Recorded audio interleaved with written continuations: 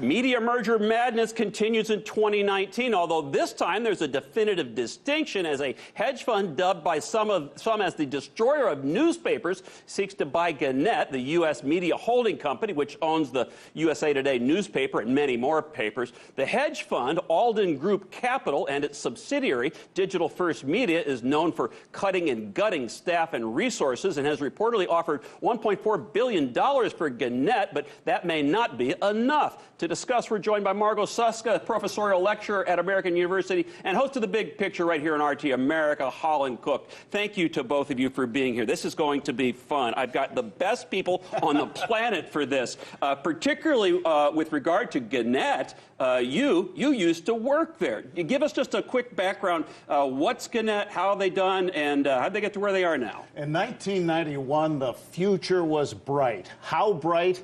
They bought a scrappy little tech startup from me and my three techie nerd partners, and $50-some million later, our product was called USA Today Sky Radio. Very innovative at the time. You mean you had part in the germination of USA Today? Well, it was a new media unit, but live via satellite audio to Delta, United, and Northwest Airlines, news and talk channels, years before .com.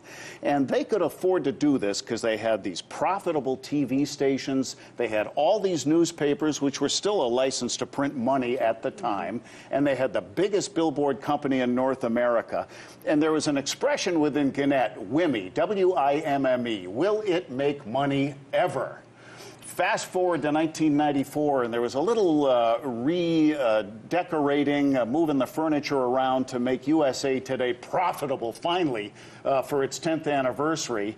And fast forward to present day, they've spun off the TV stations, they've spun off the outdoor, hugely profitable, and you see what a pickle the newspapers are in, thus this. Well, that brings us, Margot, to the circumstance in which we find ourselves, the new media landscape that we've talked about before on the program, how things are changed. I mean, can they make it, particularly, I mean, tell us about Alden a little bit, but, you know, if they cut and gut USA Today, along with the other papers. I think we may even have a chart on this, some of the other newspapers that they own, the Indianapolis Star, the Detroit Free Press, the Tennessean, all sorts of papers. Arizona Republic. I mean, can they make it, or are we just seeing the death of print journalism? Yeah, the vultures are circling on this one, and the question about whether or not Digital First can make it, I think we have to ask ourselves the question about what do you mean by that? I think Digital First is not at all concerned with quality journalism. They own the Denver Post, which, you know, the staff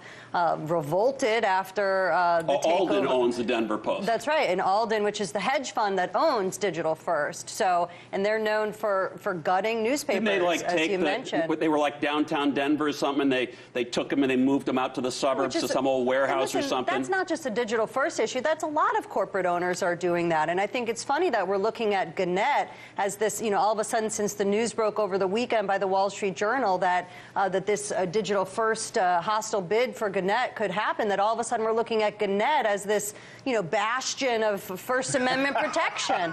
I mean, Gannett is also closing bureaus, offering early buyouts, slashing everybody's consolidating. Stuff. Gannett's not immune to that. I mean, and Gannett isn't the only one. I think what the concern about Digital First is that they are really going to just go after the bones and pick them until they're done. I don't think, you know, being operated by a hedge fund, they are only concerned with profit. And there isn't, you know, Gannett still had a Pulitzer Prize-winning work with the Cincinnati Enquirer and opiate addiction in that community. You still saw some quality journalism, and I know there are still great reporters doing work all over the country at Gannett papers and even at Digital First papers, but it's going to get much harder to do that work when profit and only profit is the consideration. This is bad news for journalism. This is bad news for local communities who rely on that coverage. Boy, I couldn't agree with you more.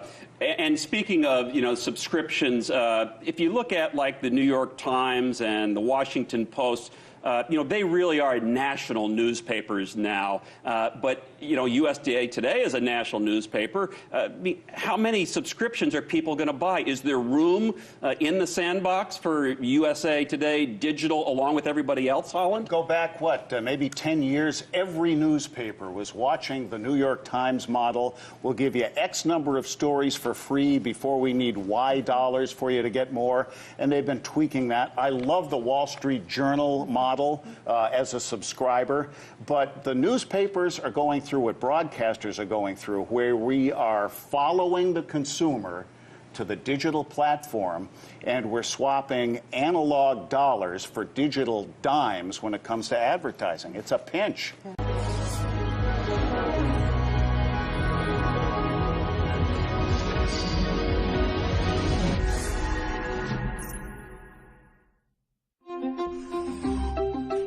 I'm Larry King.